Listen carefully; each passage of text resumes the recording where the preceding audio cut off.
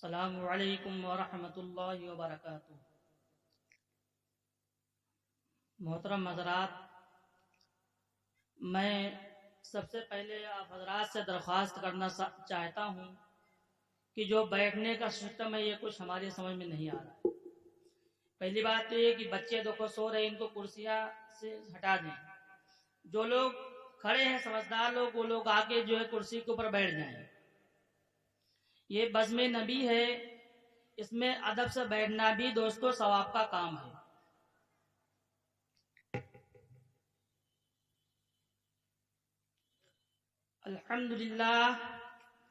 الحمدللہ وکفا وسلام علی عباد الذین اصطفى، ما بعد، فقد قال اللہ تبارک وتعالی فی القرآن المجید والفرقان الحمید: اعوذ باللہ من الشیطان الرجیم، بسم اللہ الرحمن الرحیم،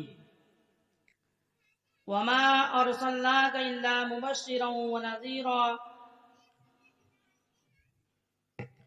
صدق اللہ العظیم۔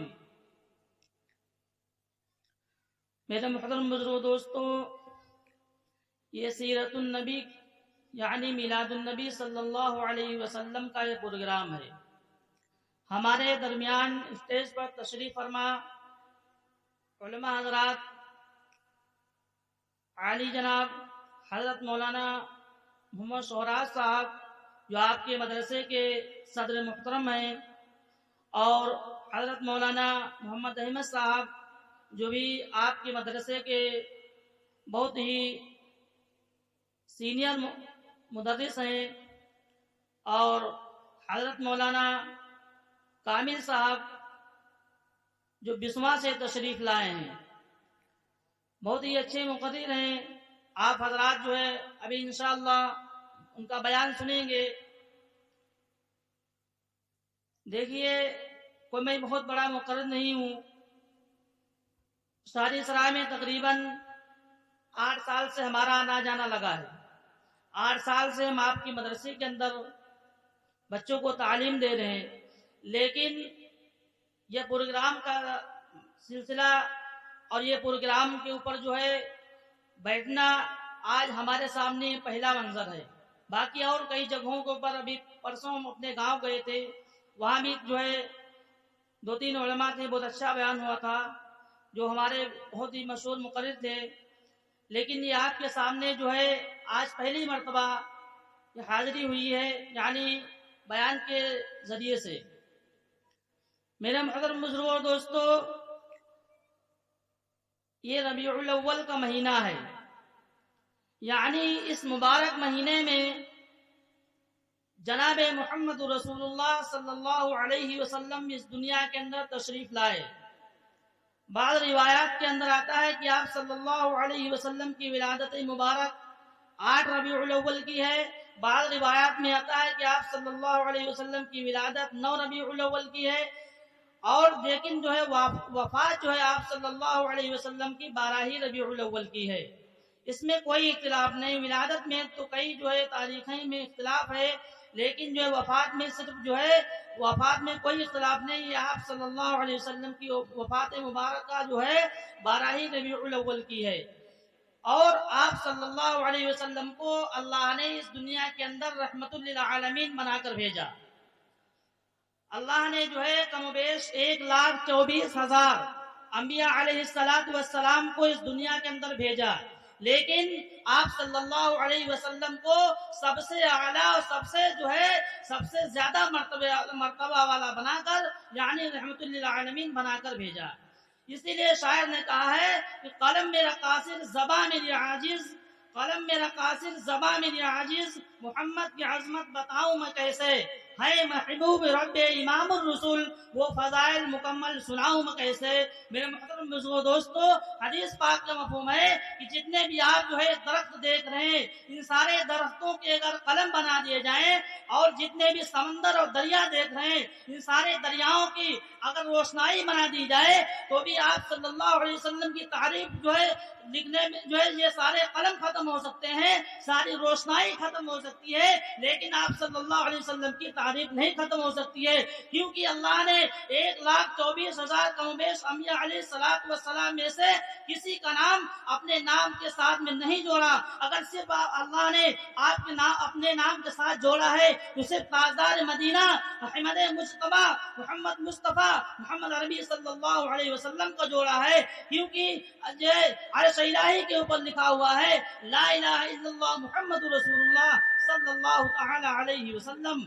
میرے محترم بزرگوں دوستو، یہ جو ہے آپ صلی اللہ علیہ وسلم کا اس دنیا کے اندر سب سے بڑا مرتبہ ہے، سب سے بڑا مرتبہ ہے۔ اس سے بھی آپ کو آگے بڑھاتے ہیں، اگر جو ہے آپ صلی اللہ علیہ وسلم کو جب معراج ہوئی، آپ صلی اللہ علیہ وسلم کو جب معراج ہوئی، جبریل علیہ السلام جو کہ فرشتوں میں سب سے بڑے فرشتے ہیں، سارے جو ہے اللہ کے حکم جو ہے دنیا کے اندر نبیوں کو پیغام لانے والے ہیں، 30 پارے کا قرآن جو ہے لے کر جو ہے آسمان سے زمین جو ہے آپ صلی اللہ علیہ وسلم کی سینہ مبارک کو اتارنے والے ہیں۔ لیکن جب آپ صلی اللہ علیہ وسلم کو معراج ہوئی تو معراج میں جب آپ صلی اللہ علیہ وسلم جو ہے سدرۃ المنتہا تک پہنچتے ہیں، سدرۃ المنتہا تک جو ہے پہنچتے ہیں، جبریل علیہ السلام وہیں پر کھڑے ہو جاتے ہیں اور رک جاتے ہیں، کہتے ہیں کہ آپ جو ہے اس کے آگے ہم نہیں جا سکتے، اس کے آگے صرف آپ ہی جا سکتے ہیں، اگر ہمارا ایک بال بھی جو ہے اس ایک بال کے برابر بھی ہمارا جو ہے قدم اگر بڑھ گیا تو جو ہے ہمارے پر جل کر خاک ہو جائیں گے۔ اس سے یہ معلوم ہوا کہ جہاں تک آپ صلی اللہ علیہ وسلم کی پہنچ ہے وہاں تک جبریل علیہ السلام کی بھی پہنچ نہیں ہے۔ میرے محترم بزرگوں دوستو، یہ ساری چیزیں جو آپ دنیا کے اندر دیکھ رہے، جو ہے آپ صلی اللہ جو اللہ نے ارشاد فرمایا کہ اگر ہم کو آپ صلی اللہ علیہ وسلم کو پیدا کرنا نہ ہوتا تو اس جو ہے دنیا ہی کو نہ پیدا کرتا۔ یہ زمین جو آپ دیکھ رہے ہیں، یہ آسمان جو دیکھ رہے ہیں، یہ ستارے جو دیکھ رہے ہیں، یہ ساری چیزیں جو ہے اللہ نے آپ صلی اللہ علیہ وسلم کی صدقے میں بنایا ہے۔ ابھی کچھ دنوں پہلے آپ لوگوں نے سنا ہوگا، موبائلوں میں دیکھا ہوگا، خبروں میں دیکھا ہوگا کہ جو ہے کچھ لوگ چاند کے اوپر یعنی سفر کر رہے تھے کہ جو کہہ رہے تھے کہ ہم چاند تک پہنچ گئے ہیں، سفر کر کے چاند تک پہنچ گئے ہیں۔ وہ سفر کر کے یہاں سے چاند تک پہنچے، بڑے اپنے کو خوش نصیب سمجھتے ہیں، لیکن دوستو یہ چاند جو ہے آپ صلی اللہ علیہ وسلم کے لیے اللہ جو ہے آپ صلی اللہ علیہ وسلم کے لیے کھلونا بن گیا تھا۔ یہ چاند جو ہے آپ صلی اللہ علیہ وسلم کے اشارے کے اوپر چلتا تھا، یہ سورج آپ صلی اللہ علیہ وسلم کے اشارے کے اوپر چلتا تھا، یہ ستارے جو ہے آپ صلی اللہ علیہ وسلم کے اشارے کے اوپر چلتا تھا۔ میرے محترم بزرگوں دوستو، آپ صلی اللہ علیہ وسلم کو اللہ نے اس دنیا کے اندر جو ہے سب سے بڑا مرتبہ، سب سے بڑا رحمت للعالمین بنا کر بھیجا ہے، کیونکہ جو ہے آج اللہ نے اس دنیا کے اندر آپ صلی اللہ علیہ وسلم کی سینہ مبارک میں قرآن پاک اتارا۔ اگر دوستوں کسی زمین کے اوپر، اگر کسی پہاڑ کے اوپر یہ قرآن پاک اتار دیا جاتا تو پہاڑ ریزہ ہو جاتا، لیکن آپ صلی اللہ علیہ وسلم کی سینہ مبارک کو اللہ نے اتنا زوردار بنایا، اتنا مضبوط بنایا، 30 پارے کا قرآن آپ صلی اللہ علیہ وسلم کی سینہ مبارک میں اتارا۔ میرے محترم بزرگوں دوستو، اللہ نے قرآن مجید کے اندر ارشاد فرمایا ہے کہ ان الصلاۃ تنہی عن الفحشاء والمنکر۔ میں زیادہ لمبا بیان کرنا نہیں چاہتا کیونکہ وقت بہت کم ہے اور ابھی سینئر مقرر جو ہے بہت باقی ہیں۔ اللہ نے قرآن مجید کے اندر ارشاد فرمایا ان الصلاۃ تنہی عن الفحشاء والمنکر، کہ بے شک نماز بے حیائی اور برے کاموں سے روک دیتی ہے، کہ بے شک نماز بے حیائی اور برے کاموں سے روک دیتی ہے۔ میرے محترم بزرگوں دوستو، حدیث پاک کا مفہوم ہے کہ جو ہے ایک بھی نماز اگر جو ہے بغیر کسی شرعی عذر کے دوستوں اگر کوئی جان بوجھ کر چھوڑ دیتا ہے تو ایک نماز چھوڑنے کی وجہ سے 2,88,00,000 برس جہنم میں جلنا پڑے گا، صرف ایک نماز چھوڑنے کی وجہ سے۔ ہم سوچیں دوستو کہ ہماری کتنی نمازیں قضا ہو رہی ہیں، ہم جو ہے دین سے کتنا دور ہیں۔ دوستو ہر انسان چاہتا ہے کہ ہم کامیاب ہو جائیں، ہر انسان چاہتا ہے کہ ہم کامیاب ہو جائیں، لیکن اللہ کا ارشاد یہ ہے کہ جب کسی کو ہدایت دینا چاہتے ہیں، جب کسی کو ہدایت دینا چاہتے ہیں تو سب سے پہلے اس کو جو ہے دین کی توفیق عطا فرماتے ہیں۔ جب آدمی کی زندگی کے اندر دین ہوگا دوستو، ہماری دنیا بھی جو ہے آباد ہوگی اور انشاءاللہ ہماری آخرت بھی آباد ہوگی۔ میرے محترم بزرگوں دوستو، اسی جو ہے نمازی کے سلسلے میں آپ حضرات کو ایک واقعہ سناتا ہوں، اس کے بعد میں جو ہے میں اپنی جگہ لے لیتا ہوں۔ حضرت عمر فاروق رضی اللہ تعالیٰ عنہ کی خلافت کا زمانہ ہے، حضرت عمر فاروق رضی اللہ تعالیٰ عنہ کی خلافت کا زمانہ ہے۔ ایک بیچاری بوڑھی عورت کا تیل جو ہے زمین کے اوپر گر جاتا ہے، ایک بیچاری بوڑھی عورت کا تیل زمین کے اوپر گر جاتا ہے. وہ جو ہے اس بات کی شکایت دے کر حضرت عمر فاروق رضی اللہ تعالیٰ عنہ کی جو ہے پاس پہنچتی ہے اور کہتی ہے کہ اے وقت کے خلیفہ، ہمارا جو ہے فلاں جگہ کے اوپر تیل گر گیا ہے اور زمین نے چوس لیا ہے. حضرت عمر فاروق رضی اللہ تعالیٰ عنہ ایک کاغذ کا ایک چھوٹا سا ٹکڑا لیتے ہیں، اس کے اوپر کچھ لکھ دیتے ہیں اور اس بیچاری بوڑھی عورت سے کہتے ہیں کہ جاؤ اسی جگہ کو اوپر رکھ دینا جہاں پر تمہارا تیل گرا ہے. وہ بیچاری بوڑھی عورت ویسا ہی کرتی ہے، وہاں پر جو ہے وہ پرزا لے کر کاغذ کا چھوٹا سا ایک جو ہے ٹکڑا لے کر اسی جگہ کے اوپر رکھ دیتی ہے جہاں پہ اس کا تیل گرا تھا. وہ فوراً وہ زمین جو ہے فوراً تیل اگل دیتی ہے. لوگ بہت پریشان ہوتے ہیں، حیرت زدہ ہوتے ہیں، یہ کیا ماجرا ہے، یہ چھوٹا سا ٹکڑا جو رکھ دیا اور اس سے جو ہے زمین نے فوراً تیل اگل دیا. اس کو کھول کر دیکھتے ہیں، اس میں دوستو کیا لکھا ہوتا ہے آپ اس بات کا اندازہ لگا سکتے ہیں. اس پرزے کے اوپر یہ لکھا ہوتا ہے کہ اے زمین، اس بڑھیا کا تیل فوراً واپس کر دے ورنہ میں تجھ میں ایسے شخص کو دفن کروں گا جو تارک الصلاۃ ہوگا، یعنی نماز کا چھوڑنے والا ہوگا، نماز کا ترک کرنے والا ہوگا. آپ سوچئے، ذرا دل کے اوپر ہاتھ رکھ کر سوچئے کہ بے نمازی کو زمین بھی نہیں پسند کرتی.